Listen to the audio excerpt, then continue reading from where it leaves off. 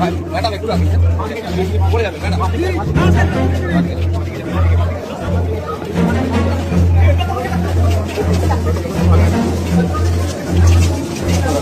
Madam কি যাবে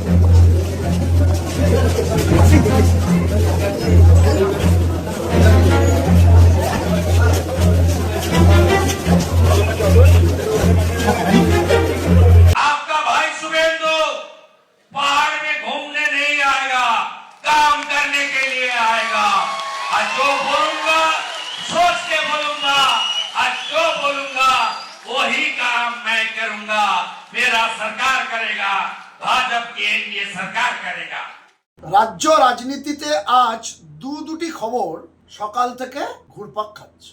এক, রাজ্যের প্রাক্তন মুখ্যমন্ত্রী তৃণমূল নেত্রী মমতা বন্দ্যোপাধ্যায় ফের একবার কলকাতা হাইকোর্টের দরজায় কড়া নাম।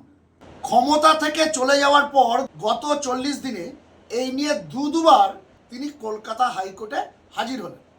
কেন গেলেন তিনি? প্রথমবার গিয়েছিলেন একেবারে আইনজীবীর বেশে, যেহেতু তিনি একজন আইনজীবী। তবে আজ তিনি কিন্তু আইনজীবীর বেশে যাননি, আজ তিনি কিন্তু মামলাকারী বা অভিযোগকারিণী হিসাবে কলকাতা হাইকোর্টে হাজির হয়েছিলেন। ভোটের পরপরই গত মাসে একবার গিয়েছিলেন ভোট পরবর্তী হিংসার মামলা ফাইল করতে। মামলা ফাইল করার পর যখন তিনি বাড়ির উদ্দেশ্যে রওনা দেবেন, তখন হাইকোর্ট চত্বরেই তাকে দেখে চোর চোর স্লোগান তৈরি হয়, একটা অপ্রীতিকর ঘটনা সৃষ্টি হয়।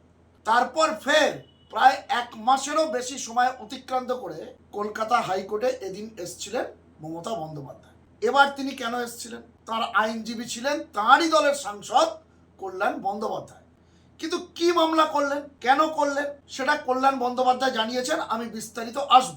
অন্যদিকে মমতা বন্দ্যোপাধ্যায় যখন কলকাতা হাইকোর্টের দরজায় বিচার পেতে কড়া নাড়াচ্ছে, ঠিক তখনই উত্তরবঙ্গ মানে একদম এক্সট্রিম উত্তরে, অর্থাৎ পাহাড়ে কার্শিয়াংয়ে রাজ্যের বর্তমান মুখ্যমন্ত্রী শুভেন্দু অধিকারী একগুচ্ছ প্রকল্প ঘোষণা তো করলেন, পাশাপাশি তিনি আরও কিছু গুরুত্বপূর্ণ ও তাৎপর্যপূর্ণ কথা বললেন, যা আগামী দিনে রাজ্য রাজনীতিতে অত্যন্ত গুরুত্বপূর্ণ।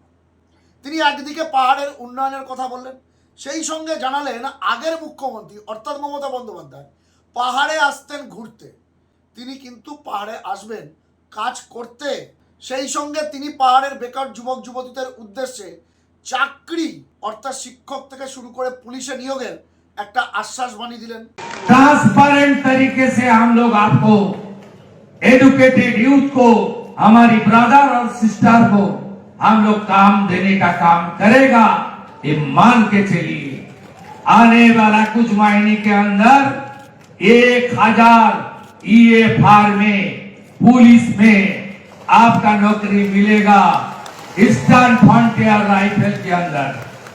অর্থাৎ পাহাড়ে গিয়ে মুখ্যমন্ত্রী স্পষ্ট বার্তা, তিনি ঘুরতে আসেননি, তিনি উন্নয়ন করতে এসছেন এবং তিনি পাহাড়ের বেকার যুবক যুবতীদের ভাই বোন সম্বোধন করে পরিষ্কার জানালেন আগামী কুছ মাইনে মে অর্থাৎ আগামী কয়েক মাসের মধ্যেই পাহাড়ে শিক্ষক এবং পুলিশে ব্যাপক নিয়োগ হবে, অর্থাৎ পাহাড়ে কর্মসংস্থান হবে। সেই সঙ্গে চা বাগান থেকে শুরু করে ছাত্র যুবদের উদ্দেশ্যেও একঝাঁক প্রকল্প ঘোষণা করলেন বর্তমান মুখ্যমন্ত্রী। এবং সেই সঙ্গে কিন্তু সবকা সাথ সবকা বিকাশের মতো সবকা হিসাবেরও কথা বললেন। পাহাড় মানে জানেন তো, জিটিএ, এবং জিটিএতে শিক্ষক দুর্নীতি হয়েছিল, একেবারে প্রমাণিত শিক্ষক দুর্নীতি। সেই মামলা এতদিন আটকে ছিল। এই দুর্নীতির সঙ্গে যারা যারা জড়িত, এবার তাদের কেন্দ্রীয় এজেন্সি দিয়ে জেলে ভরার ব্যবস্থাও করবেন বলে জানালেন বর্তমান মুখ্যমন্ত্রী।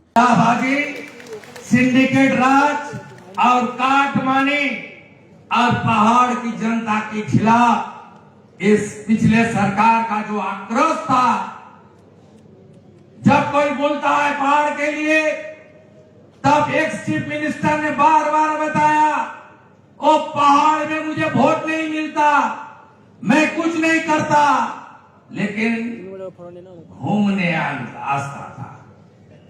उन्होंने बार बार पहाड़ में टूरिस्ट बन के आई। आपका भाई शुभेंदु पहाड़ में घूमने नहीं आएगा, काम करने के लिए आएगा। आज जो बोलूंगा सोच के बोलूंगा, आज जो बोलूंगा वही काम मैं करूंगा, मेरा सरकार करेगा। हमारी जो मेरिटोरियस स्टूडेंट है विवेकानंद मेरिट स्कॉलरशिप योजना के अंदर हम लोग करेगा। हम लोग युवा साथी जो है हमारी एडुकेटेड बेरोजगार नौजवान, उसको नौकरी देने का भी काम कर रहा हूं ट्रांसपेरेंट तरीके से। जीटीए जैसे टीचर रिक्रूटमेंट में घोटाला किया है, उस तरीके से रिक्रूटमेंट इस सरकार नहीं करेगा। थ्रू एग्जाम ट्रांसपेरेंट तरीके से हम लोग आपको एडुकेटेड यूथ को, हमारी ब्रदर और सिस्टर को हम लोग काम देने का काम करेगा। আপনারা শুনলেন কার্শিয়াং থেকে এদিন রাজ্যের বর্তমান মুখ্যমন্ত্রী ছাত্রদের জন্য যেমন স্কলারশিপ, যুবকদের জন্য যুব শক্তি এবং বেকার যুবক যুবতীদের জন্য কর্মসংস্থানের বার্তা দিলেন। একই সঙ্গে জিটিএতে যে শিক্ষক নিয়োগ ঘাবলা হয়েছিল এবং যারা ঘাবলা করেছিল তাদের বিরুদ্ধে আইনানুগ ব্যবস্থা নেওয়ার কথা তিনি ঘোষণা করলেন। এবার আমি যাব মমতা বন্দ্যোপাধ্যায়, রাজ্যের প্রাক্তন মুখ্যমন্ত্রী, তৃণমূল নেত্রী, তিনি হাইকোর্টে গিয়েছিলেন। একদম প্রতিবেদনের শুরুতেই আপনাদের বললাম এই নিয়ে দ্বিতীয়বার, তবে এবার তিনি আইনজীবী হিসাবে নয়, একজন অভিযোগকারিণী হিসাবে গিয়েছিলেন। কিন্তু কেন গিয়েছিলেন আমি বলবো, তার আগে কল্যাণ বন্দ্যোপাধ্যায় এই মুহূর্তে তৃণমূলের বিপর্যয়ের দিনেও মমতা বন্দ্যোপাধ্যায়ের ঘনিষ্ঠ বৃত্তে থাকা, তাকে আগলে রাখা, তার ছায়াসঙ্গী হয়ে থাকা কল্যাণ বন্দ্যোপাধ্যায় ঠিক কি বললেন, কেন তার নেত্রী বা কেন মমতা বন্দ্যোপাধ্যায় এদিন হাইকোর্টে এসেছিলেন, কি মামলা করলেন, আগে তার মুখ থেকে শুনুন, তারপর ফিরছি। মমতা বন্দ্যোপাধ্যায় আজকে আদালতে এসেছিলেন কেন? মমতা বন্দ্যোপাধ্যায় এসেছিলেন, উনি ইলেকশন পিটিশন ফাইল করছেন, ইলেকশনটাকে চ্যালেঞ্জ করছেন যে যেভাবে ইলেকশন হয়েছে এভাবে যেখানে এবং ক্যান্ডিডেট মানে যে যিনি জিতেছেন তার ইলেকশনটা কত কী কী ইলিগ্যালিটিস আছে সেই জন্য আজকে ইলেকশন পিটিশন অ্যাফার্ম করার জন্য এসেছেন। এই ভবানীপুর বিধানসভা কেন্দ্রে ইলেকশনটাকে চ্যালেঞ্জ করার জন্য এসেছিলেন। Mamata Banerjee came today in Calcutta high court to affirm the election petition which has been filed by her challenging the election of Shri Subhendu Adhikari because the election has been done improperly. First of all, after just I tell you, after 12th round, her election agent and candidate herself, Mamata Banerjee, was beaten up and thrown away. Number one, these are the points are there. Number two, who is the RO? Who is the RO? He is the RO of Nandigram election in 2021. And again, he has been brought in 2026 as RO. And later on, he has been made a deputy secretary of the chief minister. And the chief election officer, who was the chief election officer? Immediately after election, he has been made chief secretary. There are so many allegations against them. Reasonable likelihood of bias are there. Wait, let us see what is going to be happening. এদিন আদালত চত্বরে দাঁড়িয়ে প্রাক্তন মুখ্যমন্ত্রী তথা তৃণমূল নেত্রী মমতা বন্দ্যোপাধ্যায়ের আইনজীবী হিসাবে কল্যাণ বন্দ্যোপাধ্যায় যে বিষয়গুলি তুলে ধরলেন বা কী কারণে মমতা বন্দ্যোপাধ্যায় এদিন কলকাতা হাইকোর্টে এসে মামলা ঠুকলেন বা কার বিরুদ্ধে ঠুকলেন বা কেন ঠুকলেন সেটা স্পষ্টত জানালেন। মমতা বন্দ্যোপাধ্যায় আসলে এদিন হাইকোর্টে কি অভিযোগ করলেন, যেটা কল্যাণ বন্দ্যোপাধ্যায় প্রেস কনফারেন্স করে বললেন, তার কথা ধরেই আমি আরও একবার ছোট্ট করে আপনাদেরকে বলে দিই আসলে মমতা বন্দ্যোপাধ্যায় কোন অভিযোগের ভিত্তিতে এই মামলাটি এদিন হাইকোর্টে ফাইল করলেন। কল্যাণ বন্দ্যোপাধ্যায়ের বক্তব্য হলো যে বিধানসভা নির্বাচন হয়ে গেল, অর্থাৎ 2026, যেখানে রাজ্যে রাজনৈতিক পালাবদল ঘটল, সেই ইলেকশনটা স্বচ্ছ ও অবাধ ছিল না। বিশেষ করে কাউন্টিংয়ের দিন, গণনার দিন মমতা বন্দ্যোপাধ্যায় অর্থাৎ তৎকালীন মুখ্যমন্ত্রী, তৃণমূল নেত্রী এবং তৃণমূলের প্রার্থী ভবানীপুরে তাকে জোর করে ও বলপূর্বকভাবে হারানো হয়েছিল। এবং এই যে সিস্টেমটা, এটার মধ্যে কিন্তু নির্বাচন কমিশনের লোকজনও ছিলেন, তারাই জোর করে মমতা বন্দ্যোপাধ্যায়কে ভবানীপুর থেকে হারিয়ে শুভেন্দু অধিকারী, বর্তমানে যিনি মুখ্যমন্ত্রী, তাকে সেই জায়গা থেকে জিতিয়ে দিয়েছিলেন। এবং নির্বাচন পরবর্তী সময় যখন নতুন সরকার গঠিত হলো, মুখ্যমন্ত্রী হলেন শুভেন্দু অধিকারী, তাঁর সরকারে যে সকল উচ্চ পদস্থ আধিকারিকরা এলেন তারা প্রায় প্রত্যেকেই নির্বাচন কমিশনের আধিকারিক ছিলেন ঠিক ভোটের কাউন্টিং এর দিন পর্যন্ত, যে তাকে জোরপূর্বক বলপূর্বক এবং কারচুপি করে হারানো হয়েছিল, সেটাকে চ্যালেঞ্জ করতেই এদিন মমতা বন্দ্যোপাধ্যায় কলকাতা হাইকোর্টে মামলা করেন। সেই মামলা গৃহীত হয়েছে বলেও শোনা যাচ্ছে। কিন্তু এখানে একটা প্রশ্ন, ঠিক একইভাবে আজ থেকে ঠিক 5 বছর আগে 2021 সালে ঠিক একইভাবে নন্দীগ্রামে মমতা বন্দ্যোপাধ্যায় যখন হেরে যান, শুভেন্দু অধিকারী যখন জিতে যান, তখন তৃণমূলের তরফে লোডশেডিং করে ইত্যাদি ইত্যাদি বিভিন্ন কারণ দেখিয়ে নির্বাচন কমিশনের বিরুদ্ধে একগুচ্ছ অভিযোগ করে মামলা করা হয়েছিল। পার্থক্য এটাই, সেবার মমতা বন্দ্যোপাধ্যায় নন্দীগ্রাম থেকে হারলেও তাঁর দল 2/3 মেজরিটি নিয়ে ক্ষমতায় এসেছিল। তিনি তৃতীয়বারের জন্য মুখ্যমন্ত্রী হয়েছিলেন এবং ভবানীপুর থেকে বাই ইলেকশনে তিনি জিতেছিলেন। আর শুভেন্দু অধিকারী জিতলেও বিজেপি 77-এ থমকে গিয়েছিল এবং শুভেন্দু অধিকারী বিরোধী দলনেতা হিসাবেই ছিলেন। পার্থক্য শুধু এটাই।